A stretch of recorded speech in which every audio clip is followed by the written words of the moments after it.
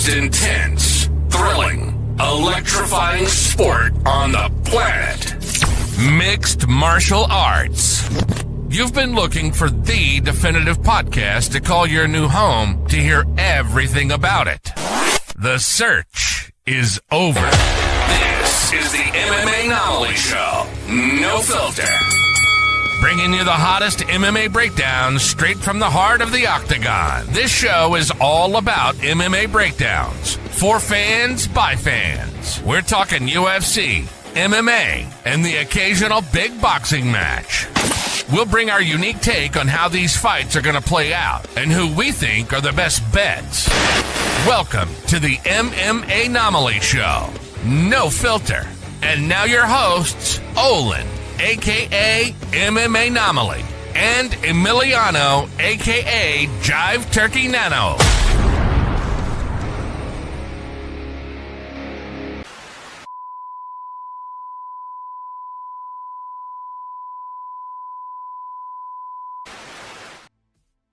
What is up, fight fans? Welcome back to another episode of the MMA Anomaly Show, No Filter. I'm your host, Olin, a.k.a. MMA Anomaly, and not with me as usual, Jive Turkey Nano's taking the day off, and so I replaced him with a man that I admire from across the pond, talking about the Rambling Dad. How you doing, brother? I'm good, bro. I'm good, you know what I mean? Been driving all day, probably about 6 to 8 hours of driving in there, but we're good. We're fine. We're chilling and recapping this card at the weekend. Let's go. I'm glad you had safe travels. It was obviously a very busy weekend for you, and it sucks because I feel like it's one of the very rare times that you actually had a decently timed UFC fight card. I've said it a million times, bro. I hate the early cards. Hate them. Yeah, I mean, Saturday. You prefer the I prefer it. masochistic time. Yeah, 11 p.m. I love it, man. It's perfect. I get daddy duties out the way, get all responsibilities out the way, and then I can sit down, kids are in bed, and just chill out and like enjoy the violence. Or like it was at the weekend, wake up at 8 a.m., still have to do daddy duties, got to get them breakfast, got to get ready for the day, get bits. You don't fully get to concentrate on the fight. So, nah, give me 11 p.m. time every single week. Fair. I mean, it's hard to argue when you put it like that, man. But again, it was a hell of a fight card. I thought the prelims kind of outperformed the main card, in my opinion. But man, overall, I would rank this pretty high as far as a free fight night. So with that being said, I mean, let's jump right into it. We'll jump right on into it from the bottom and work our way up to the top. So we start off in the light heavyweight division for a bout that took place between Yuran Saltibaldiev and Diyar Nurgozai. This fight was not very long. Took about 2 minutes and 45 seconds, so I'll try and take about the same to describe what happened.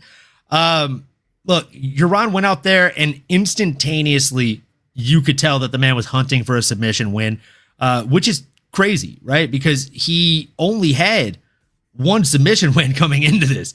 But granted, it was his most recent win against Leon Source in LFA, right? It was a Kimura in round number 3. This one, he almost had a Kimura, right? I thought it was actually going to get him. It looked very deep. And then he just makes his way to the ground and transitions himself into an Ezekiel choke. And that's all she wrote, man. Got the tap rather quickly, so you can tell just how strong and deep that was. But, man, I mean, what stood out to you about this performance? And do you feel like you learned anything about your run? Bro, like you say, it went over too quick. I don't think there was enough time to learn. I mean, if anything you learned from that, you know his grappling skills are legit. That's probably as far as it goes. But a sneaky Ezekiel, that's not easy to pull off, especially like you say, when he locked it in so tight too and got the tap so quickly.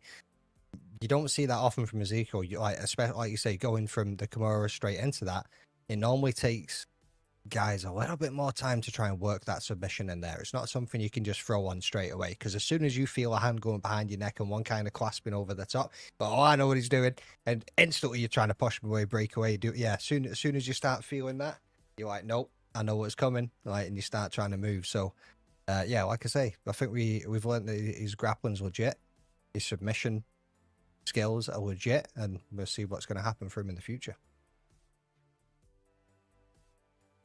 Yeah, I completely agree. I think he definitely showed a lot of potential, but again, didn't really learn a ton about him in this fight just because it happened so quickly.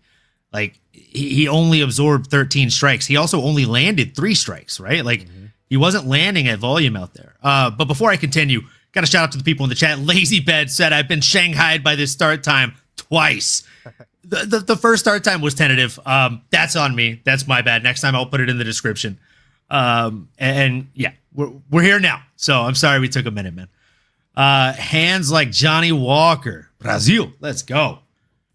Kenny from Alabama. Hey, what's up, brother? How you doing? What's up, Grimy? How you doing? I do owe you a shot, Grimy. I do owe you a shot. I'll pour one up right now. And you know what? While I pour that up, and before we decide what we think should be next, if we want to play matchmaker for Yuran Satibaldiev, I'd be remiss if I didn't mention the crazy MMA news that's taken place this week. Raja Jackson, Rampage Jackson's son. I mean, this was just a disturbing and disgusting video. I'm not doing a shot to that. I'm doing a shot to Grimy. Grimy and everybody else in the chat, if you're doing a shot, I appreciate it. If not, that's fine too. Do whatever you do. Here's to you. Boom. Sorry, I just saw Lazy Bed's comment there saying, can we bump up Rambling Dad's levels a tad? He's 50 to 60% quieter. Is that any better, bro? Let me know. I've just kind of been working away on that whilst Owen was shooting the shit. I just manually did it on my end too. Is that better, guys? That's probably a bit too much now. Let's see what the chat says. Ain't nobody want to hear me that much, bro. I promise you they really do, bro. Say it with your fucking chest, mate. Stand your base. Stand your base. Stand your fucking base. Stand your base. Just like that Awesome. kick that's going to hit S-Dogs in the chin. Speaking of Honestly, which, where is that bitch? Yeah, S-Dogs, why aren't you in the chat, big dog? Where you at? And Kenny, we see you, bro. We see you. Hey, from Bama. What's happening, brother? From Bama, love that. What you saying, Murphy? Could get used to 8 a.m. cards, but it just doesn't feel right. Give me the late cards all day. Gives me something to look forward to all day Saturday. That's another thing as well. You look ahead, like, oh yeah, my night's made. I've got these fights coming up. Nah, Yeah. 8 a.m. is not where it's at. And Murphy, wait until that baby arrives, bro. That baby arrives and you're going to change your mind on that 8 a.m. start. Tell you that. He'll be like, no, give me the night cards. I'll take those back anytime. Please, Yeah. please, please. So jumping back to this Raja situation, I'm sure you saw the video. If you saw the video in the chat, let us know what you thought. Look, I'm not going to dwell on this subject too long because I want to keep it kind of short and sweet on this episode in general, but I'll just say this. Guy got like a prop beer can smashed on his head because the dude thought he was part of the promotion. Definitely prayers up for Stu, man. Psycho Stu. Guy apologized to him like not even 2, but 3 times. They shook hands.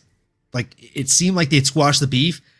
And then there's now clips coming out that I think started coming out this morning of Raja turning and looking at the camera guy and saying, I'm not a sub whore or a sub chaser, but if I get 50 subs, I'll knock this guy out. So, I mean, everything that he's saying, everything that led up to his actions, and then landing 22 punches that I counted on an unconscious man that you slammed on the back of his head. I mean, that's not even assault, bro. Like, it's premeditated murder. Savage. 100%. Yeah, I mean, I haven't seen the clip where he's saying if I get so many, brother. That's assault, brother.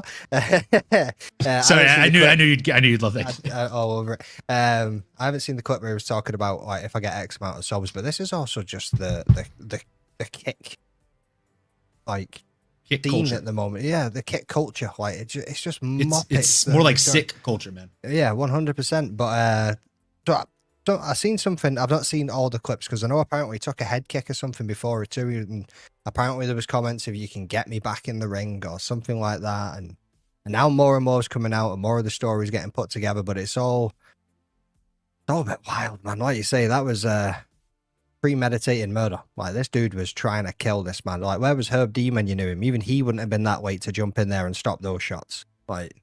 The ref was scared. You see the ref visibly take a couple steps back once he sees how hard the guy gets slammed, and then he starts punching him. Like he had blood coming out of his ears, bro. Yeah. He had like 3-4 wrestlers trying to stop him and drag him back, and the dude was still like he just, I mean, the animal came out from inside him, and he smelt blood and didn't know how to stop. And like something that Mary brought up is like this isn't something that just happens like one time. Like if someone has that in them, if someone reacts that way, like they're a danger to society. They'll do it again, and maybe they've done it before and not got caught. Like That was wild. And then the fact that the wrestling promoter, again, I'm not sure if you saw this, I know it was a very busy weekend for you, but there's, again, clips that started coming out, I believe, last night of the fact that the wrestling promoter then had one of the other wrestlers pin the guy while he's unconscious, choking on his own teeth and blood and get a 3 count. Bro, what are we doing? Wild. The promotion needs investigated. Yeah, and I don't want no Coca-Cola self-investigation. I don't want none of that shit where they'll come out and say WWE already cut ties with them. Really? Yeah. They made them remove all WWE affiliation from their social media handles.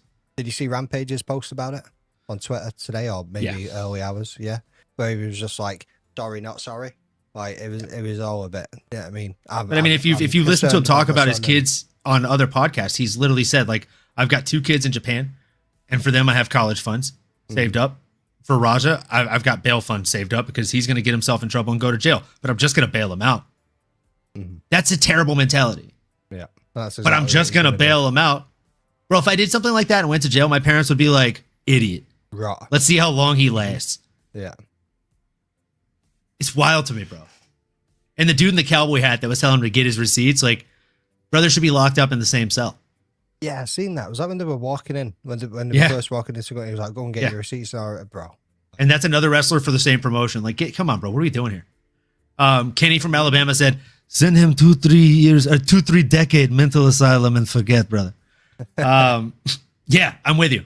Murphy MMA said she's 38 weeks today, and oh man, that's up there. And due date is 8th of September. Ooh, day after Paris card. We'll genuinely have to bring the iPad to the maternity ward if she goes into labor on the Saturday. Game is the game, bro.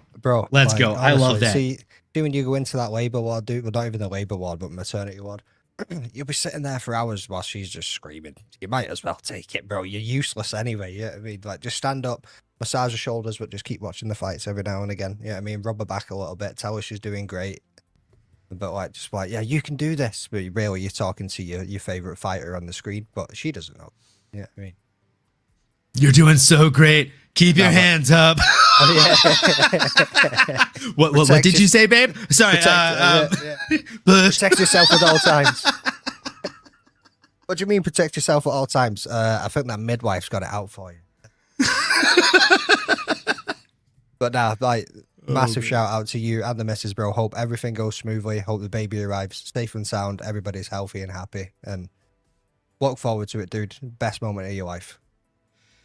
Dude, yeah. Congratulations, man. Congratulations. One other thing, if they say, do you want to look? Don't look. Don't do it. Don't do it. Don't do it. You can't unsee what you see. Yeah. You don't want to see how life comes into this world, bro. And yeah, Alex Pip, I did see that. All dude said was my bad. A very clear crash out that deserves justice.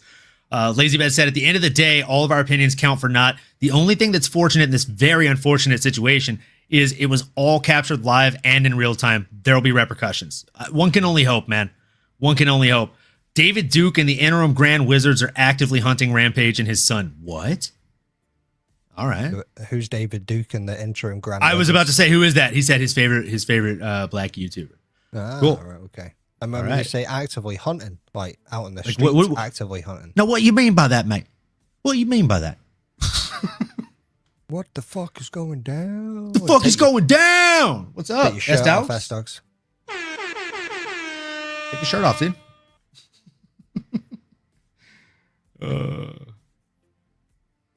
Oh, is that sus pastor? Okay. What up, Kenny? I was wondering who you were. I was like, is there somebody new in the chat? What's up, Lord of Pies? How you doing, man? Murphy said the only thing I'll be looking at is the prelims. Let's fucking go. Cheers, boys. Yeah. Oh, I love that. I love that, man. Speaking of that, let's get back to these prelims. Mm-hmm. Set the precedent early, bro. Set it early. Yeah, set that precedent, man.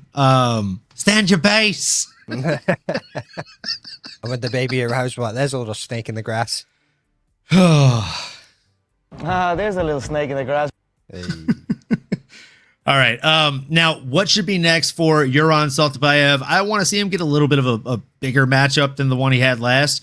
Light heavyweight is kind of not super stacked, but I don't know. Maybe give him Nikolai Negamediano. Yeah. Could be a shout. I think that could be a fun matchup, to be honest, like stylistically. I don't know if you had a name on the tip of your tongue. didn't have one on the tip of my tongue. I'd actually need to go and have a quick look because obviously he's not up there too much. So he's only had 2 fights in the UFC, so you don't really want to give him too much of a bump. You know what I mean? Like, let me have a quick look. You got any other names on? The only other name is somebody that's coming off of 4 back-to-back losses, and that's Dawon Jung. Right, his most recent bout was supposed to happen in May, but it got canceled. I'm unsure whether it was his fault or Ronnie Marks' fault, but either way, I think he's probably looking for a fight, and he's probably on his last limb of his contract. Definitely. There we go. Let me bring up this division and have a quick look. Fuck off Tapology, you stupid ads. Dude, the ads are the worst. The ones that take up the whole screen when they pop up. Like, I literally can't even scroll anymore through the rankings due to the want to see all of this, then sign up for this shit. Kenny, you're a fool, dude. No, wait, I've already got a Tapology account. What the fuck is this? Tap me the fuck in, bro. Oh, man. Tap me the fuck in.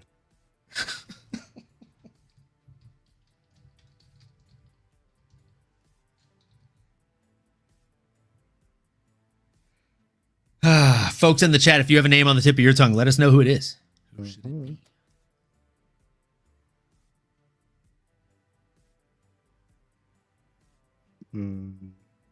be? Man, I gotta say, as far as the prelims went, I did pretty damn good on the underdogs competition, and then the main card started, and I honestly should have probably just went to bed. I think me and you were the top scorers, to be honest. Yeah, we crushed this week. 10 points each or something. I thought I counted Yes, 11, sir. but we're gonna have to go back and do a Might quick need to call for a recount. You can't be trusting this Australian motherfucker. I'll tell you that. Kenny, you hate to see it, brother. You hate to see it. Right, there we go. I'm sided on this one. Right, okay. Sorry, people. Bear with me. It's been a long day. Kenny, you are hilarious, dude.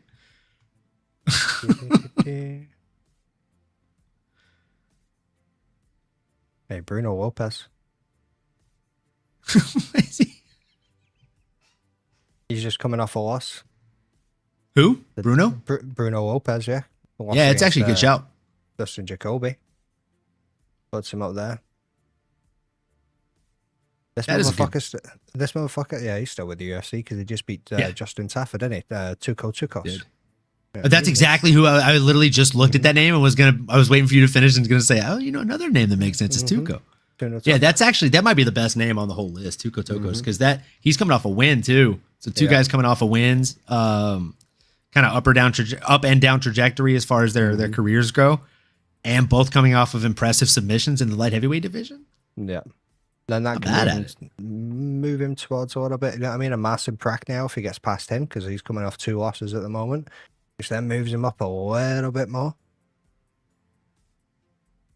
Yeah, I would go with either of those. I'm happy with them. And with that, we move into the bantamweight division, folks, for a bout between Long Zhao and Su Young Yu. McDaniel, let's take the lead on this one. What were your thoughts on this fight? So who did you have taken into this one? I had you. Oh, nice. I had Wang Zhao. I thought Wang Zhao was going to be taking this one as well, but it was a decision, wasn't it? It was a unanimous decision, but it was a great fight. It was a great fight, back and forth. I mean, that's what you're always going to get at the flyweights. They're always going to be going ham on each other. But it did go to the right man in you.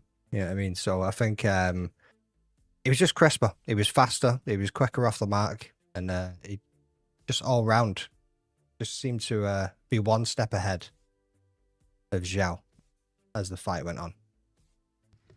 I agree. I thought Zhao was a little bit hesitant in the first 2 rounds. He just looked like he was having trouble pulling the trigger, finding the range. And then when he did find the range, it's like you always had an answer for him. I mean, you was giving him hell. And I've always got an answer. You know what I'm saying? That's what I'm saying. I will always bet on you, no matter who you is up against. No, so like you was expected to go out there and use, I mean, his nickname is literally Jiu-Jitsu, right? Like everybody expected this to be a heavy grappling match, but he had trouble actually initiating the grappling. He went 0 for 6 on his takedown attempts, but he still went out there and landed the more significant strikes across those first 2 rounds and ultimately won the first 2 rounds. I thought Young needed a finish going into that 3rd round. Lord of Pie says, Long versus you fight was interesting. If you aren't paying attention, you would think Long was winning, but you was faster and beating him to the punch. 100%, Lord of Pies, 100%. Alex Pip says, great last 20 seconds. They put it on, and you did not need to risk that. Definitely someone I'm keeping an eye on. You and me both, Pip. That guy, like, again, he was handily up 2 rounds. Young needed a finish. He could have danced around the outside and just coasted to a victory. Got on his bicycle and taken less damage, but instead he ate 20 back-to-back elbows and was game for it, was landing hooks of his own. I think they set a precedent for the rest of the night, because how many fights followed that where they were going, yeah, I mean, towards the end. Even right, when they so shouldn't many have, and we'll get into it. Yeah. Mm-hmm. Yes, though. They definitely set the tone, bro. It was fantastic. Hey, Lord of Pies says, I like you. Lord of Pies, I like you too. Yeah, I definitely do. Stupid. So yeah, I mean, the bantamweight division is a pretty stacked division. I don't know. Do you have any names on the tip of your tongue? I said flyweight before, like fucking casual. Yeah, bantamweight. Sorry, my bad. That's okay. I didn't want to yuck your yum, bro. Maybe the guy can cut. No, you should have pulled my tadger on that one, dude. You know what I mean? Pulling his credentials here, folks. Mm-hmm. Look, I don't know. Do you have a name on the tip of your tongue? I've got 2. Yanez. Ooh, that's rich. Mm-hmm. Ooh, that's much richer than I thought. Are you thinking Alateng Haley? I was actually thinking Garrett Armfield or Cody Gibson. Mm-hmm. Or Cameron Simon. Cameron Simon would also be a fun shout. Mm-hmm. I think that'd actually be a really close bout. Same with the Garrett Armfield one. I think Garrett Armfield would be hard to take down, and he'd land hard shots. Guy those what about your favorite teacher? I mean, Cody Gibson? Mm-hmm. I thought you were going to say the other guy. Stupid. I saw you trying to pay me. I was like, get it right, dude. Get it right. Trying to reel it in, brother. I'll let you off, dude. It was like 5 a.m. or some shit for you. Yeah. And I did also catch it fairly quickly. I was like, wait, no. Not the right guy. Yeah. But yeah, I like any of those matchups, man. I think those are all fun matchups. Either way, no matter who they put you against, I'll be watching. Moving forward into the featherweight division, we had a bout between Weston Wilson and Yi Za. This one did not last very long, so neither will the breakdown. Look, Yi Za went out there and was basically just landing absolute fucking bombs. And it was evident that he was going out there with bad intentions. He was not out there for a long time. He was out there for a good time and an extra paycheck, and he got just that. Straight right hand followed up by left hook Larry to seal the deal, drops him, and then just kind of follows up a couple times. Dude, this was nasty work. He made it look way too easy against Weston Wilson, who I know came into this bout with 9 losses already in his professional career, but no one's made it look that easy against this guy. He's usually a lot more game than that, and I don't think it had an issue to do with Weston Wilson so much as it was all positive notes for Yi Za and what's coming for this young man, who is very young but already has 26 wins and 5 losses. Very, very seasoned career already. McDane, I know I asked this already, but man, 27 seconds. This is, I think, the shortest finish on the entire card. Did we learn anything? The dude's game as fuck, and he's got power in his hands. So that's probably all we got from that. Here is his what, third fight? No, second fight in the UFC, was it? I believe second fight. Second fight. Well, no. He had a cancelled bout, and it was a road to UFC that he was on before. But he did have one against Zhang Yong Li in 2023. Oh, so he was on correct. And the road to UFC at that point as well. And then he had the Kaiwan Lee fight, where he won by armbar in the first round. So the dude's well-rounded enough. He's got more submission victories than KO victories. So I think what we learned from this, looking over his career, a young man of 28 years old, like you say, very seasoned already, given how many fights that he's had on his pro record, he has got the hands to back up the grappling, is what we can take away from this one. But it's also Weston Wilson. Using sparks by like Joe Anderson Brittle before. You know what I mean? So, and that was 2 minutes something, I'm pretty sure. So, fair. That made us all think that Brito was a knockout machine. and he wasn't. And then, but even so, and Weston Wilson's last fight, who's he against again? I backed against him, and the motherfucker proved us all wrong. You know what I mean? Jika Sorige? Yeah, Sorige. Yeah. I backed against him, and Weston Wilson came out and was like, "Nope, not today, motherfuckers." Triangle armbar, actually. Oh, man. I agree with you, Lord of Pies. These first round finishes allow you to learn a lot, but also so little at the same time. Weston Wilson has that flimsy, tall build that just looks like it folds easily, and it did. Boy, didn't it. It folded like laundry, my boy. Yeah, I mean, that was a quick night at the office for the young man. And dare I say, he, like I said, he made it look a little bit too easy for me. I'd like to see him in there against a little bit more of a seasoned veteran, especially considering the fight tenure that he has.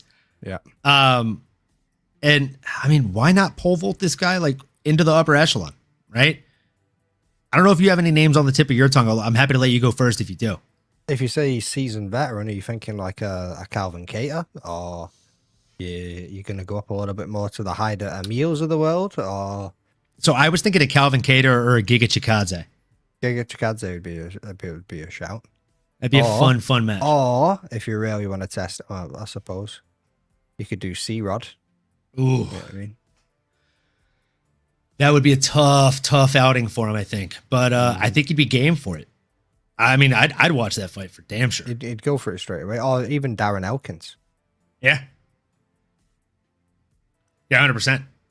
If you're Darren Elkins, if you're thinking vets to get a name behind his record a little bit, you know what I mean? Darren Elkins would be a shout. Melchizedek too. Melchizedek's got a lot of fights. I know, but I also feel like he's on a bit of a decent trajectory himself at the moment, isn't he? I mean, so UFC wouldn't want to burn out either star. No, not at all. Fair. And they represent two different countries, so that's too much of a money machine for the UFC. Fair play, man. Fair shout. Speaking of a fair shout, middleweight division for a bout between Michel Pereira and Kyle Daukaus. My God, this fight had me dancing in my fucking living room at 2 a.m. We got a noise complaint the next day. Not about me. I'm for sure it wasn't about me. It's fake news. It's all fake news. It never happened. It's phony stuff. But no, I definitely was dancing in my living room at 2 a.m. with my cat reenacting the knockdown. Dude, this was just a brilliant performance from Kyle Daukaus, who fights his way quite literally back into the UFC and only takes 5 significant strikes, 7 strikes in totality to get it done over Michel Pereira. I mean, Michel walked in with that kind of lackadaisical confidence that he has. Hands down at his hips. I literally said this was going to be the case on my breakdown last week. If Kyle comes in here like the dog that we know he is, he should be able to hurt this guy. He did just that. He caught him walking forward, caught him with a quick hook. And from there, he just followed up a couple times, landed a couple of strikes while he was in full post, and then dropped down with some nasty elbows and ground and pound on him, and I believe full guard. And I mean, like, I know Michel jumped up and protested the finish and saying he was fine, but the ref did his job. The ref's job, above all else, is to protect the fighter from absorbing unnecessary damage. And I think the ref did exactly that on that night. So I tip my imaginary hat to the ref. And McDane, how did this fight make you feel? Yeah, I'm not calling early stoppage on that one at all, bro. That one had me bouncing out my seat screaming, woo, in the fucking living room at 7 o'clock in the morning. You know what I mean? I was just like, holy shit, that's what we want. You know what I mean? Let's keep these rolling. Yeah, Kyle Daukaus, absolute statement made. Seen a clip of him afterwards. I think it was in the build up to it, or maybe it was actually after the fight. He said, what we noticed about Michel Pereira is obviously, like, I mean, know this of him. He's a bit of a bulldog. He rushes forward. He tries to put the pressure on straight away.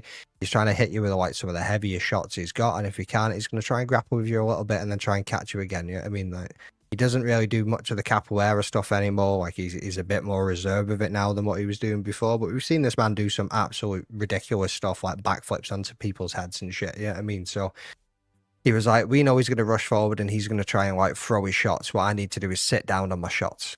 So he stood his fucking base on and see when Michel Pereira started chipping in. That's what that hook came in, bang. You know what I mean? Like, you're going to throw something wild. I'm going to stand my base and I'm going to crack you with it. Like, everything rotated from the hip to the shoulders, everything followed on through. Yeah, I mean, oof. And that's all she wrote. Michelle went down, had a bit of a messy scrap on the floor, and then he tried to get back up onto his feet after trying to pull him into guard, and like you say, tried to object it a little bit, but nah, it was right. It was the correct call. I'm not arguing it at all. Man was concussed. It's okay. Lord of Pie says, anyone pick Dawkins? I did, and I think my boy McDane did as well. I didn't. I actually picked Pereira. Oh, did you? I don't know why I thought you picked Dawkins as well. I think it might have been Jax. Let me have Oh, okay. I was gonna say I think it was me and one other person. I thought it was you. I did put him on, and then I changed my damn mind. I need to stop changing my mind sometimes. Sometimes it pays off, sometimes it doesn't. And then I told myself I'm not gonna do that anymore. I'm not gonna change my mind. Like whatever I seal in on a whim, that's what it is.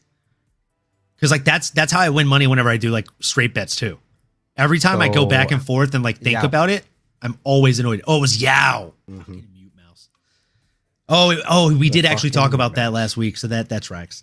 Lazy Bet said Dawkins goes from having no career TKO or KO TKOs to now having 2 in a row, and one of them over a guy who'd never been finished via strikes in the UFC. Wild. Yeah. I wonder what Dawkins by KO odds were. You know what? That's a great question. My bookie was out of town this week, so I didn't do any betting. But man, I bet they were great, and I definitely would have taken those. I think by finish he was like plus 400 or something like that. Yeah, you'd have been all over that. All over that. Yeah. I would have definitely been on that. Just before he got cut, what was his UFC record before? Was he not on like 2 losing? He had 3. No, he had quite a few fights in the UFC, but yeah, he was 1, 2. He got the no contest against Holland 3-4, and that was 1, 2, 3, 4, 5, 6, 7 fights, and he lost 4 of them. Yeah, I mean his debut was against Brendan Allen, and he lost that. Jesus. And then he beat Dustin Stoltzfus. Then he lost against Phil Hawes. Then he had a no contest against Kevin Holland. Was that an eye poke or something? And then Jamie Pickett, he got a DAS over him. Lost against Roman Dolidze, Eric Anders. And that's when he got cut. I mean, losing against Eric Anders, Roman Dolidze, Phil Hawes, and Brendan Allen, if you think about how that played out over the last 5 years. Not bad. Well, that was 2022 that he got cut. So the last 3 years, if you think about how that, no, it's not a bad losing record at all. Bro. And those, by the way, folks, those are his only 4 losses in his professional career. Mm-hmm. He entered the UFC undefeated, as many do. And then he left, went to TFFC. FC, yeah. Won the belt. Won a grappling match, lost a grappling match against Eric Anders, defended the belt twice, and then got the call back to go and starch Michel Pereira. But you can see he's been working on his boxing. Like, it was far better than what we'd seen before. Yeah, you could definitely tell that he's been putting in the work, and it showed in his fight right before he got back into the UFC as well, right? I'll be honest, I thought he was going to come out here and submit Michel, but I did have a feeling either way it was going to end up being a finish of some sort. Yeah. Now, what should be next for the young man? It really depends on how high you want to put him, right? He just beat a stud in Michel Pereira, or somebody that a lot of people thought could be a stud at the very least. I don't know, man. Like, do you want to see him go against somebody that's like a heavy grappler, like a Bo Nickel? Do we want to see him go against somebody that can mix it up and do a little bit of everything, but also has power in both hands, like Roman Kopylov? Or do we want to kind of put him in there against another superstar and see what happens when we put him against a Shara Bullet? Well, I mean, if you kind of look at the rankings where they've been kind of pushing, I mean, they've just moved Michel Pereira down by about 14 ranks on Tapology, which is a bit wild. Like I say, he's lost. That's a good shout too, Pip. Kyle looked good coming back. Maybe Dawkins versus Hermanson. Mm-hmm. I'm mad at that either. They've got Kyle Dawkins sitting up at 22 on the rankings on this now. So if you actually looked above who was going on there, you know what I mean? You don't really want to push them that far, to be honest with you. Like when you're looking at those names, Jack Hermanson is a damn good shout.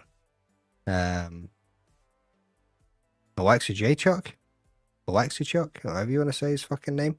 Oh, Mikhail Oleksiejczuk? Yeah, Oleksiejczuk. They're around about the same point of Jack Hermanson there as well. Roman Dolidze would be a good shout too. Him coming off a loss. Mm-hmm. if we want to give him a shot to get into the top 15. Give him Paul Badju Craig. He's got a fight, yeah. Mm-hmm. Who's he fighting? Who's he fighting again? Does have a fight coming up. He has a fight. He's fighting Modestus Bakaukas. Holy oh shit. yeah, Modi B. Mm-hmm. This is actually the first fighter I wrote down, and then I kind of erased it. I don't know why it's not letting me. Is that in Paris? No. Was that September the 6th? That is Paris, isn't it? Not next week, week after. I don't know why it's not letting me pull up comments now. There we go. How about Marco Tullio, the guy Pereira was intended to face? I think that's actually a really good shout. And Marco definitely wants a fight. He's nursing a hand injury, I believe. Knuckle injury. Cesar Almeida. Ooh, that's a good shout too. It'd be a fun fight. Andrei Petrosky. That would be fun too. I mean, he's coming off a loss, but Did they fight before? No, they've not fought before. That'd be a good fight then. That'd be definitely a good fight. The next fight we had was a lightweight bout between Rong Zhu and Austin Hubbard. I'm not sure if you watched the weigh-in show, but John Anik making a very bad dad joke about Rong Zhu. He said, we got Rong Zhu fighting this week, which is, of course, what I say when the cops pull me over. You got the wrong Jew. You got to love John Anik. John Anik is so funny, bro. Only he could get away with saying that as well. Facts. The political war ground that is today, only he could get away with saying that. He's so good, dude. So yeah, we had Rong Zhu versus Austin Hubbard. I'll be honest, I thought Austin Hubbard was going to come out here and give him a little bit of trouble. I did end up siding with Rong Zhu on the underdogs competition. Thank goodness. Yeah, I'll keep my breakdown very short and sweet, and then I'll pass it over to you, McDane, leave some meat on the bone. It looked like Rong Zhu was just a step ahead of Austin Hubbard everywhere the fight went. It almost looked like he was waiting for Hubbard to throw, so that way there was no counter attempt from him. And as soon as Hubbard would throw, he would throw, and he was just a little bit faster from point A to point B. Just a real young whippersnapper, you know? So, I mean, Rong Zhu looked really fucking good out there. And another guy with just a wealth of experience, right? We were just talking about Yi Za, who has 26-5 as his career or professional career stats or win-loss ratio. And we got Rong Zhu with 27-6, literally one more in both brackets. So these guys are just experienced out the wazoo. And it shows, right? That experience, that gamemanship, that's how they go out there and end up fighting their way to victory. Yeah, very impressive win, very impressive performance, even though it wasn't a finish, while it was surrounded by finishes, top to bottom damn near. It was a great fight, and it was definitely a standout performance for Rong Zhu. What was your thoughts on this fight, and do you have a name on the tip of your tongue as to what should be next? I think you just nailed it completely there. He was a step ahead. It was the pace. Yeah, I mean, he was so much slicker and so much quicker, and kind of looked like Austin Hubbard was just kind of. I mean, Austin Hubbard is like Mark Barriott. Yeah, I mean, the two. Like, you think of one, you think of the other. Yeah, I mean, like a bit more slow paced, a little bit more tentative, kind of feel it out a bit more than some fighters do in the first round, second round as they're getting into it, and they kind of play the long game trying to get the decision win. But I feel like that was just the wrong game plan to go up against Rong Zhu. Yeah, I mean, the shoe should have been on the other foot, but here we are, sitting where we are. Yeah, I mean, but if you look at if we're gonna have a little look at who he go, because he lost his first fight against Padilla, and then he's had 2 fights. But since. I mean, we got to mention Taco's a son of a bitch for most fighters, bro. Like, that's a tough outing. Yeah, that's true. You got 2 decisions now, 2 decisions. So let's not skyrocket the boy too far. Yeah, I mean, because the lightweight division is an absolute fucking shark tank of a division. So you don't want to put him up there and let him burn out too quick. Yeah, I mean, you kind of want to just build him slowly, see what he's got. Like, because he's got the hands, he's got plenty of knockouts in his career. So you want to kind of see him utilize that a little bit more. He's got some submissions in there too, but you don't want to throw him in against a heavy grappler and just get caught out a little bit too early. I mean, Matt Fravola's not had a fight for a long time. Just shout out, you know what I mean? Big steamroller. Every time I let you go first, you take at least one of my names. Really? Yeah. Mate, right there with each other. I love it. I mean, you could look at Elvis Brenner, but dude's just lost like 3 fucking fights in a row, so I don't think they'll chuck him. I mean, even Mason Jones, bro. Mason Jones has only had 1 fight coming back into the UFC so far, so that'd be interesting. He was against Jeremy Stevens, who came back for like, what, 1 fight? That'd be a good shout. Jai Herbert, the backcountry banger, coming off a loss. I'm always down for one of that guy's fights. Best and worst nickname. I like Matt Frivola. I definitely had that name down. The other names I didn't. But the other names I had are Mateusz Raumbecki, Drew Dober. Drew Dober's about to have a fight, though. I did consider Drew Dober a second ago. He's about to have Wait, a did he fight. get something scheduled? I don't see anything on Typology. Who's he going? I thought you sent something earlier on, no? Not me. I'm sure I've seen something earlier. Drew Dober's got a fight coming. Oh, maybe Marcel Dorf just posted it or something. So, okay, Drew's off the board. The other name I had was Chase the Dream Hooper. Propelec versus Oh, that's a fun fight. That's a fun ass fight. October 18th. Whew, good luck, Dober. Don't get knocked out again, man. Yeah, Chase the Dream Hooper coming off a loss recently. I think that's another fun fight. I think that's too much of a jump. You think so for Rongju? I think it's too much of a jump. Yeah, I mean, Chase was on an absolute tear in the lightweight division up until he came against Alexander Hernandez, who is a bit of a grimy vet at this point. It's an anomaly in this game, man. Yeah, like, I mean, he's kind of here and there with the weight classes and here and there with performances as well. He's never too consistent, but he absolutely sparked Chase Hooper. So he pelted him, bro. But that's one of those you get caught. It's a game. Yeah, I mean, you get caught. Anybody can get caught too. I mean, the only reason I chose Chase, I'll be honest, like namesake, I think he's definitely too high. But I feel like if we're saying Matt Frivola, he's ranked 28th on Tapology. Chase is 32nd. What about Jared Gordon then? But that'd be more of a. I mean, Jared Gordon, I'm definitely happy to see. Yeah. But I don't. Or even if we want to do like a kind of a legend fight that's fallen off a little bit, a Thiago Moises wouldn't be a bad shout. That wouldn't be a bad shout at all. I think any higher than that's just a bit too much of a punt. Yeah, I agree. I agree with you. Man, another fight I think we definitely agreed on. Probably pour up another shot for this one. We had a flyweight bout with our boy, Charles Energy Johnson.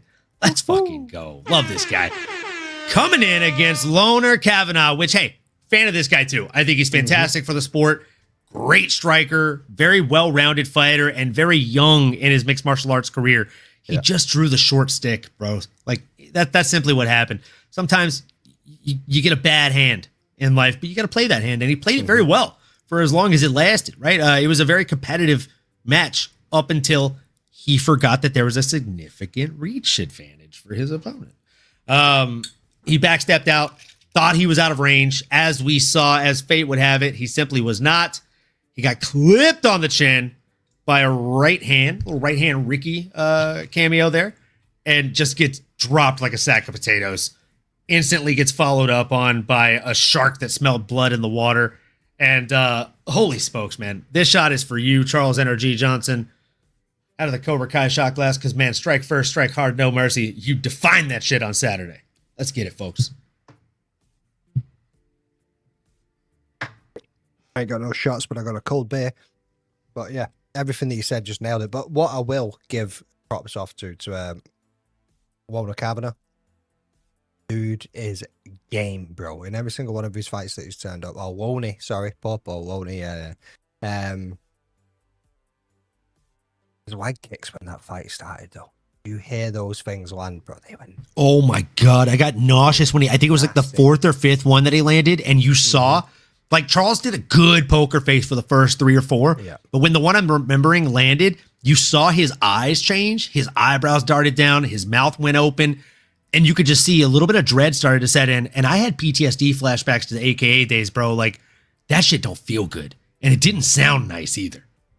Dude, like, the snaps. I thought there was somebody in the crowd that was like snapping bamboo sticks. I was like, holy shit, what is going on here? You know what I mean, those things were vicious. And Loney done very well at managing that space and managing the range and keeping Charles away from him, knowing what power he had in his hands. I mean, he was doing so well at getting in and out, in and out. The dude is so fast, it is unbelievable. Like, first round, Loney won that. You know what I mean? Loney won it. Second round, he was looking good again, bro. And I was like, how's this? Because I had, initially, for Silk Pajamas, I put down for energy to win, but I put him down as a decision. I thought Loney's going to come out fast, but if you think back to his other fights, we've seen him get tired a little bit because he's so much of an output. He's so go, go, go, go, go, go, go. And the kid just needs a little bit more experience, and I think he's going to learn massively from this. You know what I mean? Because it was literally that one moment where he just switched off, and like you say, he probably thought, I'm out of range, kept his hands down, was backing out, and bam, that right hand came in. But you've got to give a big shout out to Energy. You know what I mean? Man showed the experience that he's got and the power that he's got in his hands, and should be on a trajectory to start moving back up the rankings. But he's still 15th just now, so he kept himself up there, kept himself in the game. And from what I heard from Ariel Hawani's post, hopefully bro made some money, and his new baby arrived safe and sound too, and him and his family are happy. One can only hope, man. He definitely deserves it. Hell of a fighter, and someone that I have always enjoyed watching. I've picked him 2 out of 3 of our fantasy seasons, so big fan of Charles Energy Johnson. And this was a huge win for him. He continues to turn back these up-and-comers in a very big way. And I think you got to reward the guy. You got to give him somebody in the top 15. Don't make him fight outside of the top 15, right, guys? Maybe a little bit too deep, but I have 2 names. I'm going to throw them out there. I got Steve Astro Boy Ursig. Guy Car Front. Ooh, Guy Car Front is a good shout. I didn't have that name, but I like that name a lot. I was going to say Amir Albazi, the Prince, coming off a loss. Oh, he was supposed to fight 2 weeks ago? He was supposed to fight, but it got canceled against Tatsuro Taira. Yeah. So again, he's probably going to be looking for a fight. Charles is not going to want to bounce back right away, but he probably will right after he has a kid to make a little bit more money. So I think that's a good shout, man. I think Amir Albazi, I think Kai Car France, or I think Steve Ursig. But the fact that he's already got a win over Joshua Van, if he can get the win, I mean, Steve Ursig is obviously coming off 3 losses, then just won his last one, which he fought for a title and almost won it. Yeah, exactly, 100%. And yeah, I mean, you got I'm happy, thank you. He could also go up against, but yeah, I think he's definitely up there. He's definitely up there for one more fight, and he's talking about maybe being a title contender fight, and he's after one more win, or maybe sit it out and wait and see how the game plays out over the next few months. You know what I mean? See what happens with Pantoja, whether he's going to fight Joshua Van or if he's going to move up and fight Marat or whatever it looks like. Oh man, I think he stays down and fights Van. I think that's what he should do. Yeah, I mean, keep building the legacy, man. You're the best in the weight class. You go up, you lose a lot of what makes you special. I don't know. I mean that win for Energy over Joshua Van is just aging like a fine wine. Shout out Alex Pip. What a comeback from Johnson. I would say Ode, but top 15, I love the Kai fight. Yeah, I love the Ode fight. I think that'd be a fun fight for fans, but I just think that Charles deserves a top 15. Yeah, I think that's doing him dirty if you go and give him Ode. I think Kai Kara France is the shout out. Yeah, I agree. And then speaking of the shout, we are at the headliner of the preliminary card. It was an upset between Hayaser Maheshate and Gage Young. My goodness, G Money came out here to get that G Money, man. McDane, what were your thoughts on this fight? I can't remember if I picked Young on the underdog competition or not. I'm gonna have to go and have a look. I think you may have been one of the only people. I feel like I did. There was something in the water that I seen that you boys didn't. But let's have a look. This was your Kyle Daukus moment of the card. That's why I thought you had Kyle Daukus. I was like, I feel like we both got the same amount right across the prelims. That was the differentiator, I think. Me, Nick, and Ola. Oh, nice. And oh wait, crossover and Jax, bro. So you am I the only one? No, you and Yao were the only people that actually picked Basciati. Did Yao influence me from being on my show last week? What happened? He might have done. Fucking guy, he's done me in. Both of these guys are going in with a lot of the same. I mean, the records are pretty similar. Same amount of experience that they've got coming in. I just felt like Gage Young was going to land more significant strikes as the fight went on. He's got 6 KO wins, you know what I mean? And his decisions are here or there, but overall, he seems to edge the decision more often. So for me, when I was going into this one, I was just thinking more about the output and the shots landed. So that's what made me lean to Gage Young. And that's what we saw really on the fight. Absolutely. I didn't make the read, man. I thought Gage was coming in on short notice. I thought he was not going to be as strong or ready for this fight. I also thought that the lack of UFC experience compared to Hayashite, and I also thought the layoff was going to be good for Hayashite. Right? I thought maybe he'd have some time to heal up and get better, improve. Was not the case. Looks like he forgot how to get hit, and Gage was there to hit him. So great performance for G Money Gage Young. After having a rough start in the UFC against Evan Elder. Man, I remember talking about that fight. Young versus Elder. Like, I felt like the matchmakers were bored when they said they paired those guys up. I feel like that wasn't even that long ago, was it? Like, really was not. I remember you saying that. It was April 26th of this year. So, yeah, man. A+ performance for Gage Young this time around. He's fighting in the lightweight division, which, again, is a very, very stacked division, right? I don't know how high up we want to push this guy, right? I don't think we need to push him very, very high. He's still very, very fresh in the profession, or in the UFC, I should say. Maybe we give him like a Trey Ogden or like a Daniel Zellhuber who's coming off of 2 losses. I think that'd be a great way to build him. I was thinking of Kurt Holloway. Yeah, I mean, just build him up a little bit more of a little bit of a veteran name in there as well. I'm not mad at that. Kurt's a tough matchup, but man, that'd be a slugfest, huh? Even Nicholas Motta. That'd be a banger, bro. I understand. Oh, wait, Mason Jones is fighting Boaji Oki. Oh, shit, that's a banger, dude. I think someone has Oki in our league, possibly. Not me. I think someone does. What up, Juice Man? How you doing, man? Love seeing you in the chat. Hope you're having a fantastic Monday. Hope the week's off to a great fucking start. Sup, Savages? Right back at you, man. I think Trey Ogden's a good shout from you, to be fair, but at the same time, I'd also be a bit hesitant on the grappling side of things. Oh, fair. It'd be a close matchup. I don't think it'd be the most winnable matchup, but I think it'd be a good test for him, just to kind of see where he is. Speaking of people who got tested, man, Mark Goddard got tested and Kiefer Crosby got tested in this welterweight opener for the main card between Tailake Nuraji and Kiefer Crosby. This is something I've had an issue with for a very long time when it comes to this sport. If someone just had an illegal shot that obviously concussed them, the ref should not be asking them to make a decision. It should be on the ref to make that decision. Like, just stop the fight, DQ the guy. That's that. Right? I don't know. Maybe I'm soft. Maybe I'm a pansy. But I mean, dude, fuck off, McDane. But like, I mean, that's how I feel. I just want these fighters to have longevity in not only their careers but in their lives. And this is not the way to do that. Yeah, get a fair shake. Like they're already going out there and getting paid to punch and kick and knee each other in the faces. If you're doing it illegally, there should be repercussions for that. Otherwise, what's stopping you from continuing to do that for the duration of your career? I thought this was a bogus fight. I thought Nuraji should have probably been DQ'd and Crosby should have gotten that second paycheck. But what do I know? McDane, am I sipping crazy Kool-Aid over here, or are you feeling the same way? Nah, you're a pansy, bro. You're a pansy. Nah, it should have been. Yeah, I mean, it's controversial. One of the ones that are controversial as usual. I did some hellbows, bro. Some hellbows.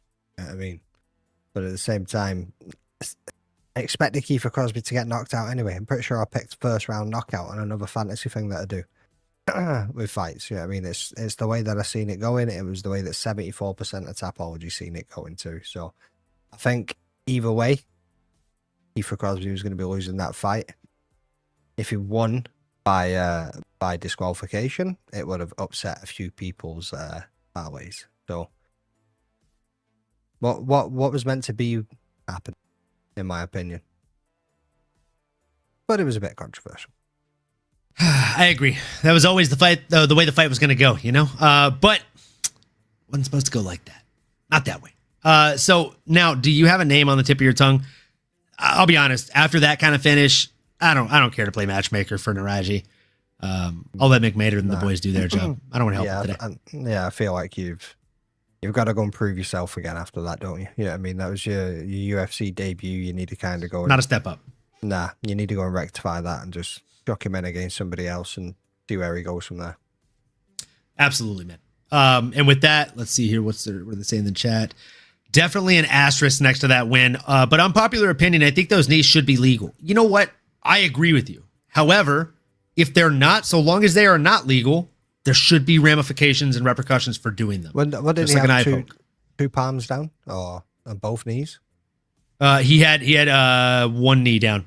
He had just picked one knee up. But one knee was okay. One hand is okay. Both hands are considered grounded. One knee or the ass touching the mat is grounded opponent. Yeah. Right, okay. And he was hunched over. Like it was literally the Aljamain Sterling situation. He had picked one leg up, like one foot up to post. One knee was still planted firmly, and he just ate that fucking knee. Flush. Man, another one that I was wrong on. Whew. Man. Was Sumo Derji versus Kevin Borjas. I really thought Kevin was going to go out here and get it done. I thought he was going to be the stronger fighter.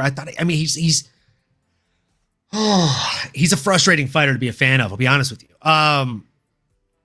He's one of these guys that had such a high ceiling, I thought, when he first came into the UFC. And since then, it's just significantly come down, that ceiling. And it looks like, I don't know if it's a skill deficit, a mentality deficit, or maybe a training area a deficit. Maybe he needs to change gyms. Maybe he's plateaued where he is, right? We see it happen all the time in this sport. And I mean, even in other sports, right? Like you see football players in European football where they go to another team and they are a totally different player, right? Because they have other people setting them up for those scores and those passes, tackles, etc. Same thing with American football, right? Like, how many times have we seen a second or third string quarterback go to a new team and then win the fucking Super Bowl? It has happened, right? I was a Saints fan growing up. I watched Jake Delhomme sit on third string and play 2 games the entire time he was on the Saints.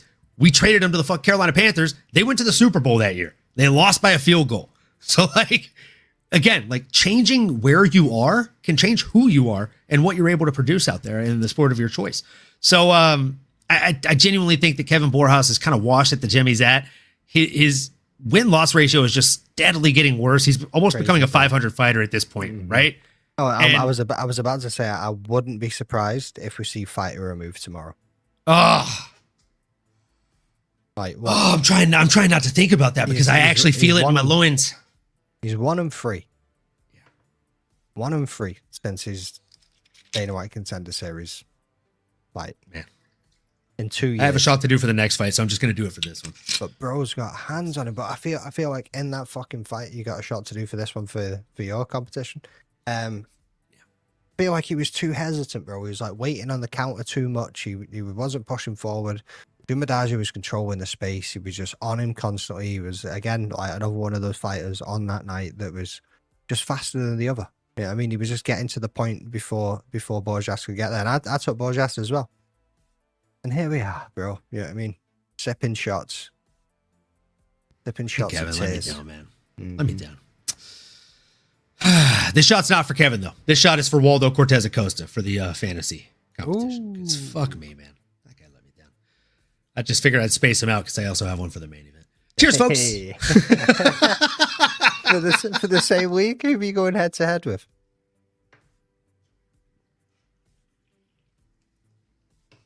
I was just a side shot bet for the main event. So yeah, man, I mean, you said everything. Like, you didn't leave a lot of meat on the bones, and I'm not mad about it. Sumo Derji was a step ahead, right? He used the range so efficiently and so effectively. I think this is probably the best we've seen him utilize the range since the Matt Schnell fight, which he won up until the moment he lost. I counted 4 times that he knocked out Matt Schnell. Not knocked down, knocked out Matt Schnell in that fight before getting submitted. Sumo Derji's that guy, bro. What's his nickname? The Tibetan Eagle or some shit? Like, he's such a boss, dude. And he always puts on exciting fights. 73-16, though, just feels so fucking disrespectful in terms of significant strike count. But I watched the fight, and it's right. It's not false. It's not fake news, right? Like, Sumudaerji's that guy. He's tough to beat. He's tough to put away, and he seemingly. I might be crazy for saying this, but I think he's getting better, and that's a scary thought. It's a scary prospect. So, what should be next for him? Man, Alex Perez, if he can make the walk to the cage. That'd be a shout. Mm-hmm. But I mean, he's had more cancellations than he has fights in the UFC.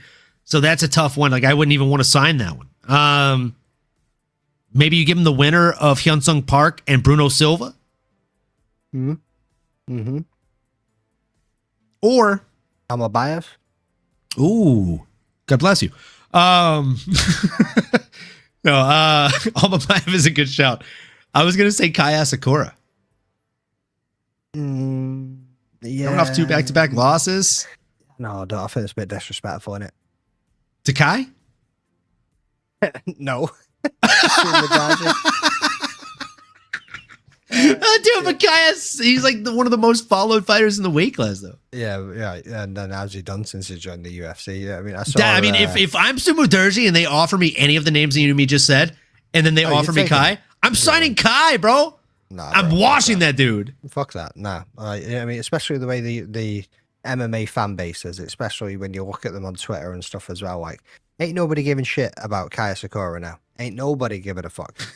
Like, bro's meant to have came in here from Ryzen being a champ and throwing knees and heavy elbows and all the rest of this shit, and he's done absolutely diddly squat. And it's a wash. He's joining the UFC. Yeah, I mean, like, I seen a meme, and it was that clip of fucking Donald Trump saying they've not got a fucking clue what they're doing. Yeah, it's all fake news. Yeah, it's phony stuff. It didn't happen.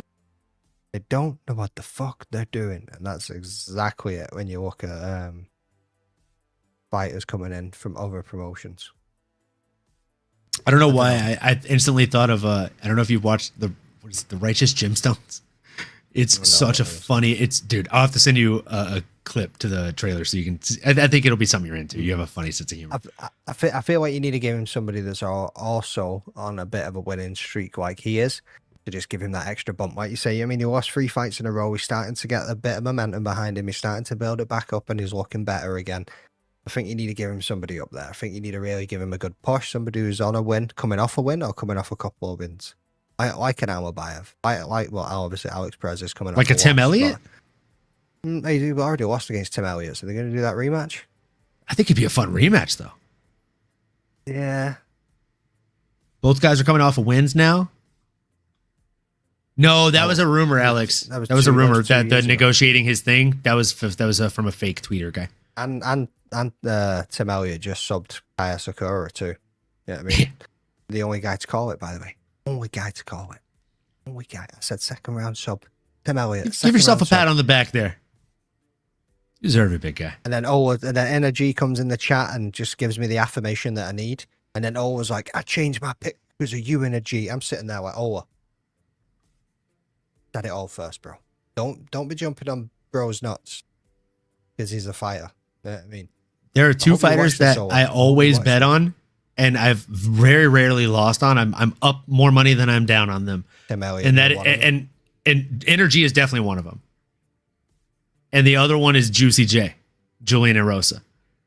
This dude, you get the juiciest fucking dog odds on, and then he goes out there and subs someone in the first round. It's like plus 800, dude. He's not supposed to win. You're like, dude. Yes.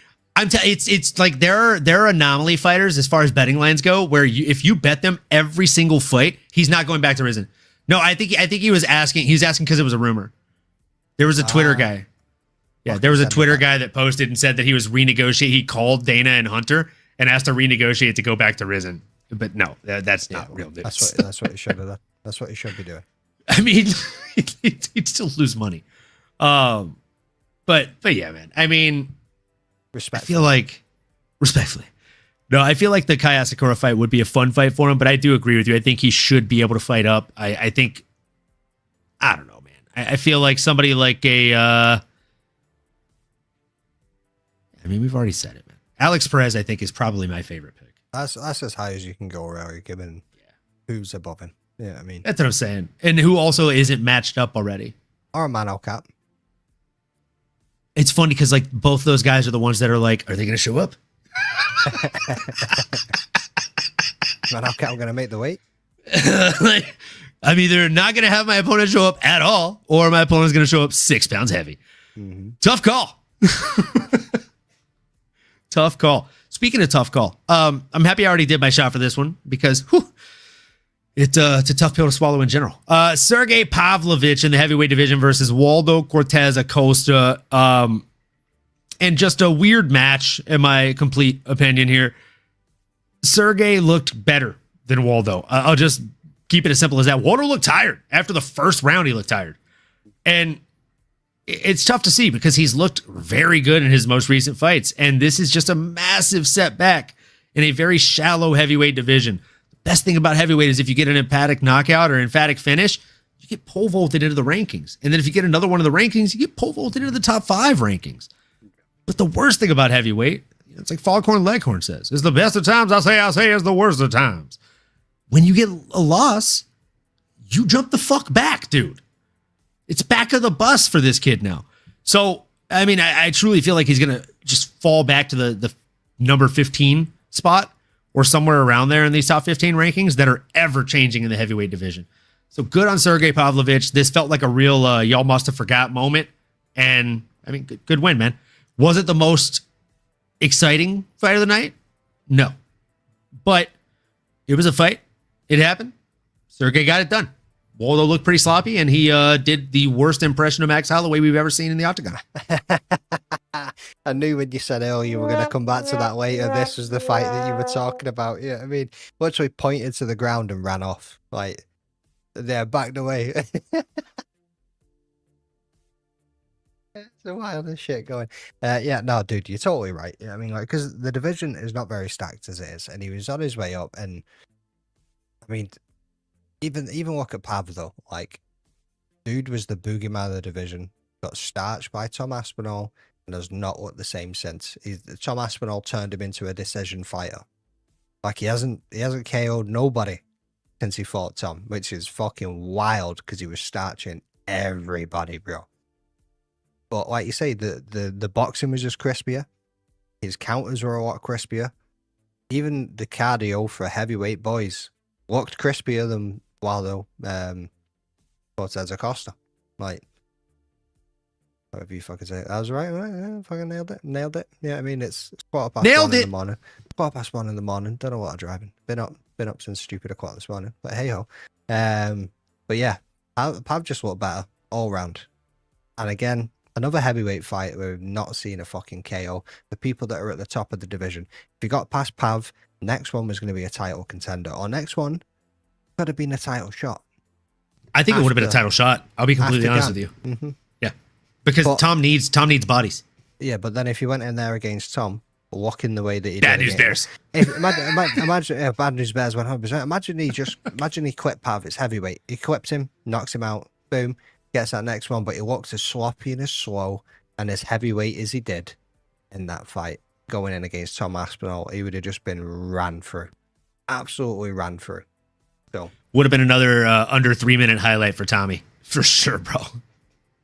I backed Waldo, bro. I backed Waldo as well. Just because I said like Pav has became a decision fighter and it's heavyweight. I was like, if he fucking clips him, he clips him. That's all he needs to do.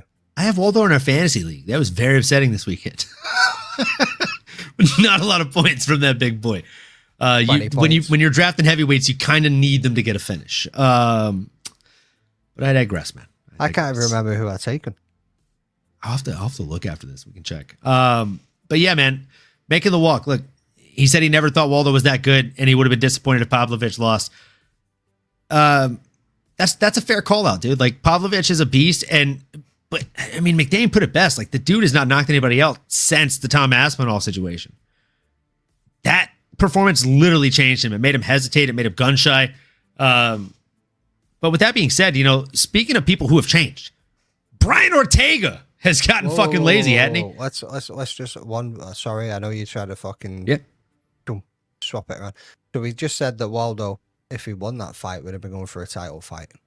Oh, so we got a match make for Sergey. That's so fair. What do we do for Pav, bro? What, does he get that title fight now? If that's the way it would have been looking for Pavlovich, Waldo? Does he get his rematch?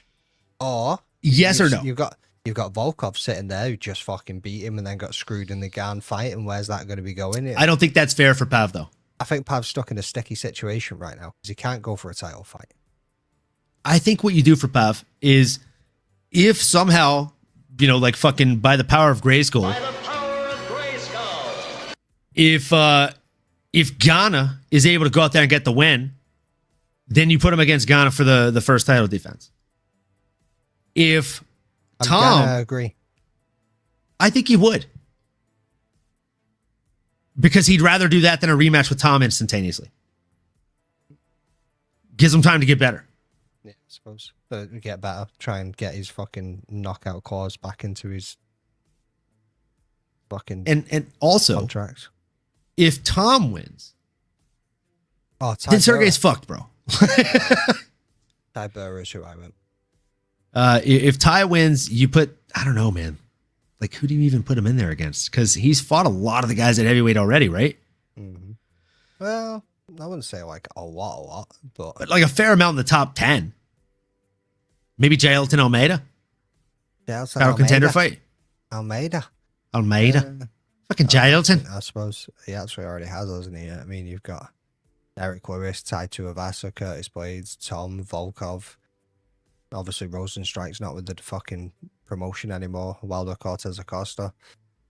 That's what I'm saying. He's fought a lot of people, bro. Doesn't leave much. I mean, I think Jailton Almeida is the only other title contender fight you can make. Bring back Martin Buday. I mean, I'm with it, but it's probably not going to happen. Just bring it back. Let's see where he goes. Yeah, Jailton Almeida probably is the only one. And then the winner of that is basically laying in wait for the winner of the title fight. I reckon. Oh, it's going to go. And we know what's going to happen in that. Casual call out Sergey versus D-Lou. I'm not mad at that either. Derek Lewis, good shout. Beat him before, though. Yeah. So is it really something we want to see again? Yeah, I mean, are we at that point? I mean, obviously, he's coming off the Nascimento and the Teixeira wins, but at the same time, I'd rather see him fight fresh opposition. Mm-hmm. Hell, even Derek Lewis versus Jailton's a better matchup, in my opinion. Yeah. Just stand up, bro. What's Jailton going to do when just stand up? Just stands up. I mean, me got 15 takedowns, 15 just stand-ups. I mean, that's tiring as fuck. You ever seen a big boy shoot 15 takedowns? You ever seen a fucking big boy stand up 15 times? I mean, yeah, Derek Lewis. What's the other fucking maths that just ain't mathing? Get taken down 15 times, get back up 16 times or some shit. So that's right. Go, wait, when did you get taken down the first time? To get back up the first time, and you just get up and then get taken Derek Lewis down. started the fight sitting down. You can always make the math, brother. I'm in sales. Yeah. You got a slippery tongue, bro. You got a slippery tongue. Oh man. Yeah, speaking of slippery people. No homo. Brian Ortega is a slippery soul. My goodness. Catchweight bout at 153 pounds because he just couldn't make, or sorry. Yeah, 153, right? No, 156. 156. 156, bro. It's insane. I mean, Ortega's been talking about moving up to lightweight for how long? Like, just do it. Like, if you're coming in at just 156, make bro, the just fucking do play, it. bro. Like, he missed weight by so much, dude. Like, and he did the same thing at International Fight Week 2 years ago. And his opponent, thank goodness, didn't accept the fight and ended up fighting Dan Ige instead. They got a performance bonus. About that life, though. You got to give him that. Dude, Aljamain is about that life. He always has been. Like, people that say he's an actor and he's like fake, whatever the fuck, bro. Like, this dude is the homie for life. He poured me shots of his rum. I will always be a supporter. I was a supporter before then, and I will be one long after. This You're is an alcoholic, bro. Fuck off. It's not my fault he was pouring it out. I mean, he was literally just offering it up. He's all, have you tried the Funk Harbor rum? And I'm like, yeah, I actually tried it at the table. I heard you guys had it on the bar. So I ordered a shot. And he's like, nice. You want another shot? I'm like, sure. Fat ass shot. Mr. No willpower over there. Okay, no problem. No. I have all the willpower in the world, but when I'm having a good time, I'm having a good time. Yeah, willpower to keep drinking shots. Don't yuck my yum, you fucking pussy. Yum my yuck. I'm sorry, it's like 2 a.m. for you, and you're fucking gonna have to wake up in the morning to take care of the kiddos. I know. I've got a man coming to the house at 8 a.m. to install a Oh, new bathroom. no homo. Oh, Install got a a new man bathroom. coming to the house at 8 a.m. I've got to be freshened up. He's sorting out my pipes. Yeah, I mean, Charlie says, are you guys watching Misfits this weekend? Who's on the Misfits card? Is that the Salt Poppy versus Tony Ferguson card? probably not, bro. Not gonna lie. I'll probably watch that fight if it's that card, but I'll be honest, I don't really know any of the other fighters on there to my knowledge. Darren Till's on it, is he not? Oh, is that the Darren Till card as well? Yeah, I might check out the co-main and main then. Alex Pip said I mistook Ortega for DC. Oh, that's good. Yeah, Darren Till and Luke Rockhold. Oh yeah, I'll definitely tune into that. I used to see Luke Rockhold all the time when I was training at AKA. Aljo is a future UFC Hall of Fame and an Academy Award winner. He deserves his respect. Making the walk. That was a nasty dig, bro. Disrespectful. Disrespect. Bro's punching upwards from the basement. You gotta let him have it. I'll let him have it. That's fair. Yeah, look, I've said my piece. Aljamain just looked like he was a step ahead everywhere this fight went. He landed 3 out of his 6 takedowns, racked up some control time, outlanded his opponent almost 3-1, about 2.5-1 on significant strikes, and about 50% more on the total strike count. He was just a better fighter. And mind you, his opponent didn't make weight, and he decided to take this fight, even though his opponent missed by 8 pounds. It says everything you need to know about the man that Aljamain Sterling is, and I think you got to give him his flowers and his respect in this one. 100%, but where does he go from here? And that's fair. Because featherweight's in a sticky position right now. It is a bit of a logjam, huh? Mm-hmm. Bit of a logjam. Let's see. You give him a Yair Rodriguez and see where it goes from there. Let the division play out a little bit. Obviously, there's the fight with Movsar Evloev's just getting fucking overlooked constantly. You've got Gene Silver and Diego Lopez about to throw down. What about the man on your shirt? Well, Almighty Arnold Allen. He's looking at returning soon, I believe, and Aljamain Sterling has called him out a couple of times in the past. So That's what I'm saying. I know I've heard that name in his mouth, so that might be a good shout. He'll be catching those fists in his mouth too, son. Yeah, I mean, I don't know. I don't know if that's a good matchup for Aljamain Sterling, whether he wants that smoke or I not. don't disagree with you. I definitely don't disagree with you, but I think it's a good matchup for fans. And Volk already said to Lerone Murphy, yeah, I mean, see you at the tap.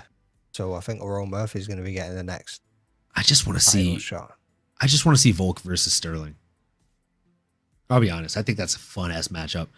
Making the walk said, seriously, Aljo outclassed him. Not sure about that title fight call out, but you have to at least try. I respect the effort. Yeah, you've got to throw it out there. I'm not mad at it, bro. Like I said, I want to see the fight, and I didn't think about it until he said it out loud. So, as they say, right, from your mouth to God's ears, it definitely echoed in mine. So he put it out into the universe. Alex Pip said, "What was up with the reffing in the Ortega Aljo fight?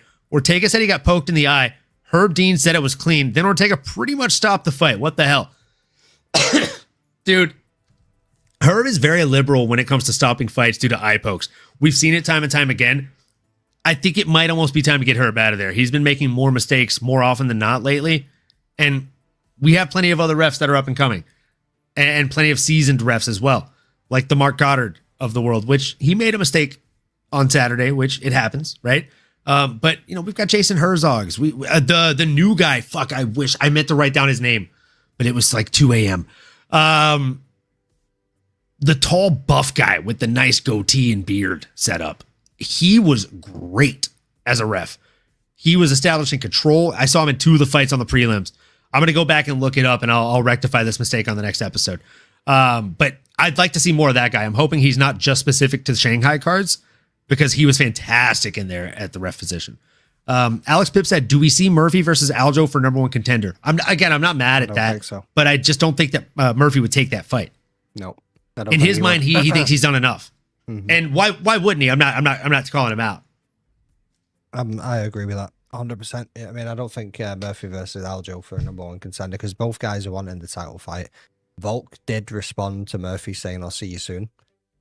So I think, if anything, it's going to be Murphy that gets the next one. We see how Diego Lopez and Jean Silva play out, and then we can see where Aljo goes from there. I think like if you look at it as a cue, like Aldo, yeah, you just got the win. Yeah, it was over Ortega, but I think it still keeps him just sitting there waiting to see how things play out for what they've already got in the pipeline. Yeah, I agree with that breakdown, man. I definitely agree with that breakdown. Now let's jump into the main event of the evening, folks, because it's a sad, sad one. It's a tough pill to swallow. Time! But it is time to talk about this light heavyweight main event fight between Johnny Walker coming in against Zhang Mingyang, the Mountain Tiger, who obviously that tiger had a thorn in his paw or some shit, brother. Johnny Walker, Magomed Sharipov came out there with the shaved mustache, instantly shot for the takedown, instantly ended up on his back. Instantly, bro. Instantly, like almost faked the glove touch to get it. How are you gonna shoot for a double leg and end up fucking underneath in full mount? Yeah, full. Is it full mount he landed in, or maybe in half guard? Oh fuck knows. How the fuck are you gonna shoot for a double leg and end up in that position? How? Yeah, like it doesn't even make logical sense. It's Looney Tunes shit. I literally was gonna say it was Looney Tunes shit, bro. Like I wish I had the like the little fucking like scattering feet sound effect because that's what it felt like. But then he gets up and I digress. Like he looked fucking good, bro. Like he was landing at range, and I swear this is a moment, and it happens not often, but it happens when you have a live show and you're giving your opinions on things like this. I'm admitting I put my foot in my mouth last week, folks. Like I said, there's a reach advantage for Johnny. Like I don't think he's gonna know what to do with it. I was fucking wrong. I was fucking wrong. Did anybody in the chat see Johnny Walker winning this fight? Because I fucking didn't. I don't think anybody did.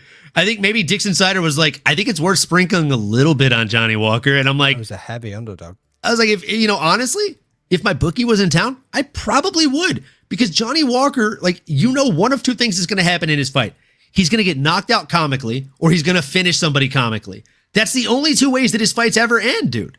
So it's again, as long as you sprinkle just a little bit every time he's a heavy dog, you're probably up more units than you're down on Johnny Walker, folks. So, fuck, man. Great win for him. Did Johnny Walker's stock go up in your mind after that fight? 100% making the walk. 100%. I think it definitely did. And I think if anything that we learned as I pour this shot up here, it's that, again, I said this before and I didn't even realize it was going to tie into this, right? We were talking about how people plateau at gyms and how it makes sense to go somewhere else. Like, there's a long-winded quote about how if you're not being valued here, if someone offers you $1 for a water bottle, you go somewhere else, they'll offer you 3. You go somewhere else, they'll offer you 15. So go where you're valued and go where the value is high and your benefit. I just don't think his value was high at SBG. He wasn't getting the training that he needed because they have people like Conor McGregor there that they're focusing on, and they're trying to get this guy to stop doing cocaine to train. So it's a full-time job, and you're just not going to get the attention that you need to grow and foster growth in your career. He's back home. He's back with his brother. He's training with all his homies. And I feel like it shows that he's back to that fun Johnny Walker that used to get finishes in the UFC. Whereas recently we've just seen him getting finished in the UFC. I think his stock goes up substantially. Was it a fluke situation? No. Would you call the win that Cheeto Vera got over Sean O'Malley a fluke situation because he kicked the peroneal nerve? No. It's an attack on a ligament that makes sense. That's exactly what we saw happen in this one. I think he hit the peroneal nerve. He deadened the leg. And then he closed in like a shark that smelled blood in the water, right? Like we've seen it happen on this card. We saw it happen again to close it out. Do you feel like it was a few too many unanswered shots than necessary? Yeah, 100%. I also think that 3 of them landed to the back of the head, and maybe that the ref should have warned him at the very least. I think he did once. I think he did get one warning. Okay. There was 3 in that final barrage that landed, and the one that actually made Zhang's legs go inward and kind of go limp was a big wind up to the back of the head. I went back and watched that replay on like 0.25 speed or whatever, and just to make sure, and it landed hard as fuck to the back of the head. Yeah. That A, that's not healthy for the fighters, and B, again, it goes back to the rule set. If it's illegal, we've got to take a point. We've got to have ramifications. And again, if they stop the action at that moment, his leg has time to recover. He gets up. It's now a fight again. We don't know how that plays out. We never will. So I'll stop rambling. I'll do this last fucking shot. Cheers, folks. Cheers to you guys. If you're drinking, if you're smoking, smoke. If you're not, fucking raw dog a deep breath of good old oxygen, folks. We appreciate you for being here. Make sure you've liked, commented, subscribed, and smash that bell for notifications.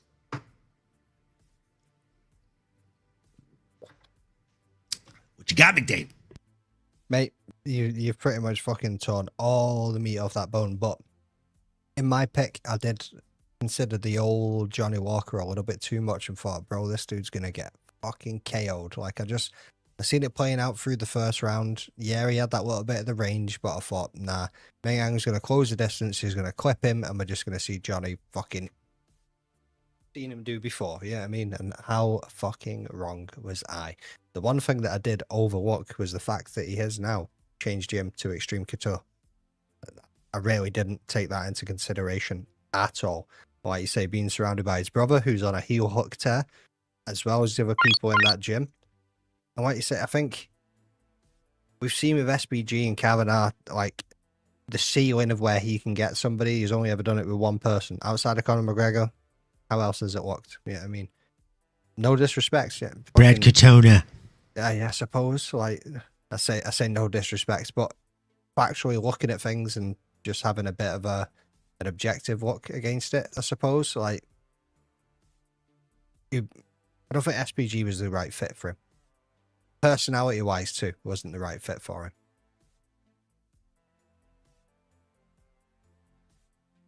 I completely agree. Now, you've actually said this a couple times, like weight class A, weight class B, or in a sticky situation. I've used the term logjam.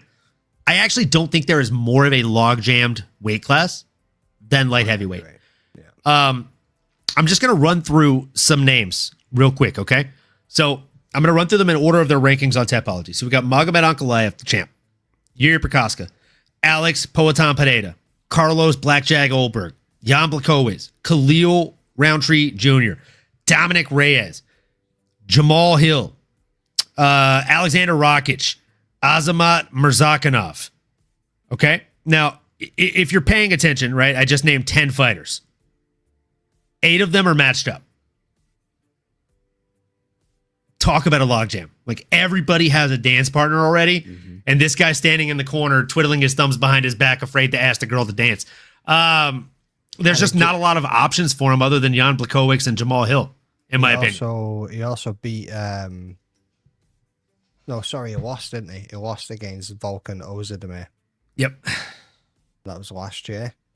So and I think you gotta pole vault these guys with this kind of performance that he just had. You don't give him a Bogdan Guskov because fuck that. You don't give him Volkan out of time Ozdemir because he's probably out of time. Yeah, I mean, it's got to be Jamal Hill or Jan Blachowicz. I think it's rare pickings. Yeah, it's got to be Jamal Hill. And what, that would be a rematch from 3 years ago? Because Jamal beat him, didn't he? Overhand right. I'm also not mad at Jan. Nobody wants to fight him, but Johnny would say yeah.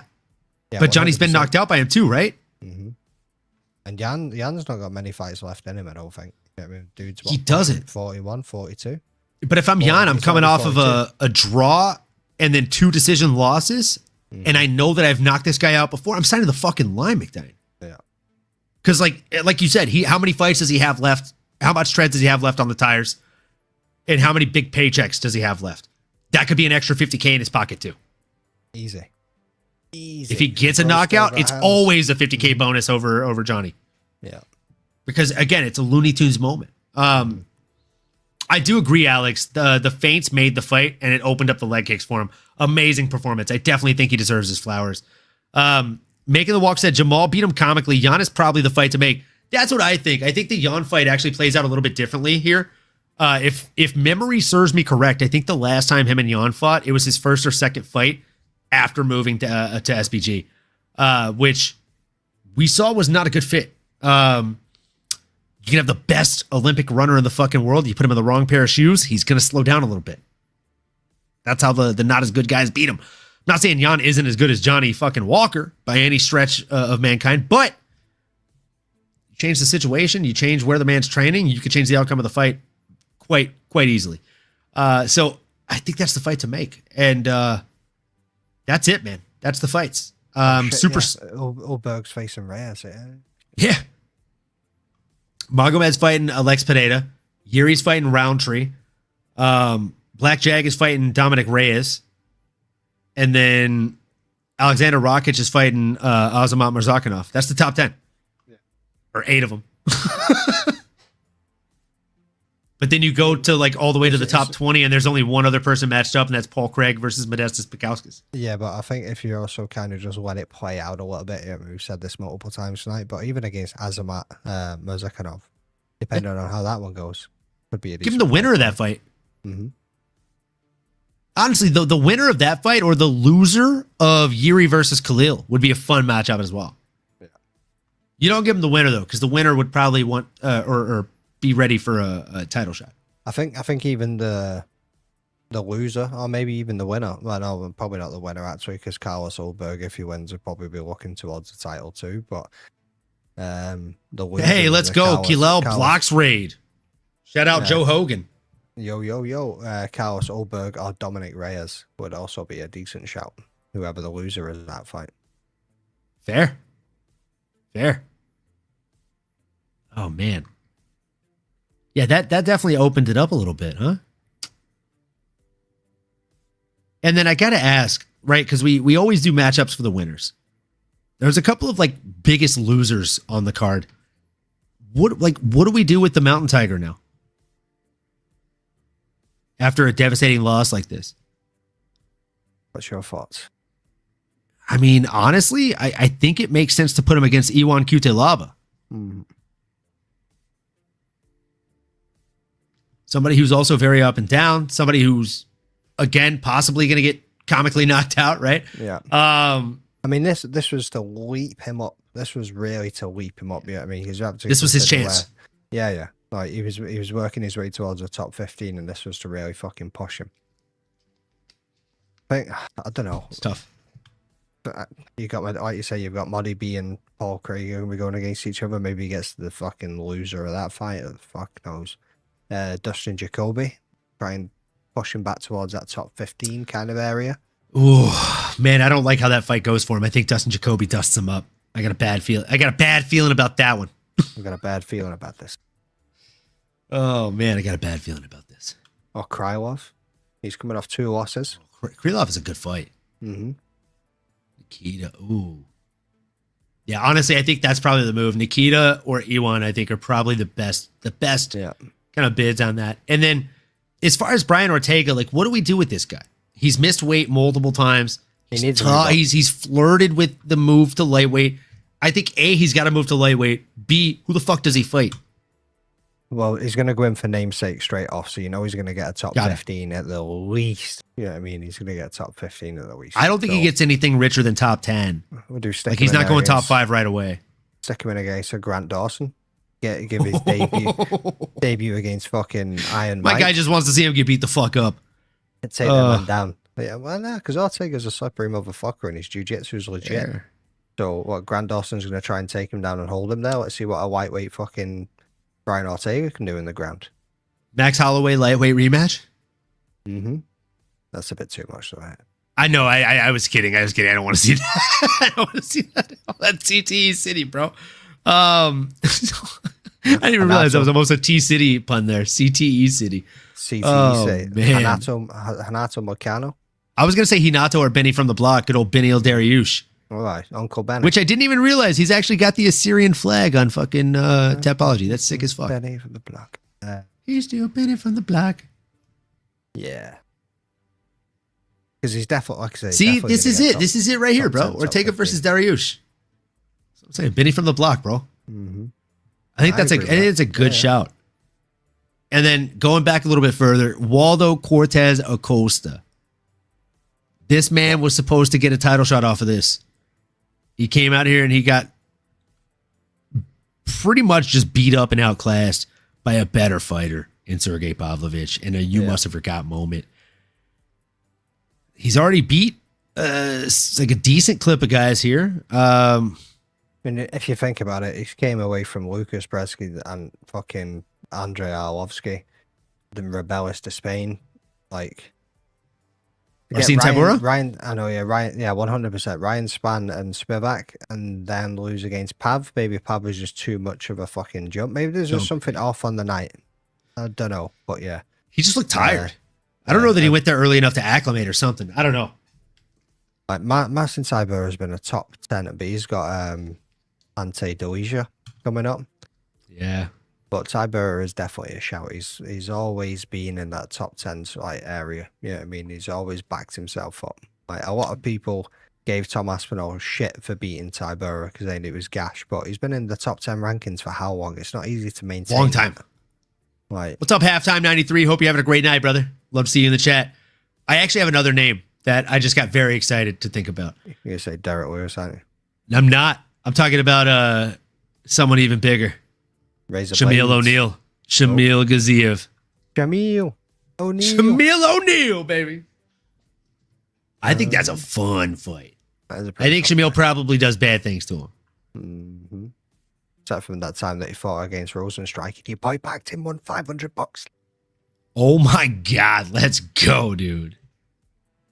I absolutely love that. I hit every fight on that night. All, 13 fights, 14 fights, whatever it is. Called every single fucking fight on the card.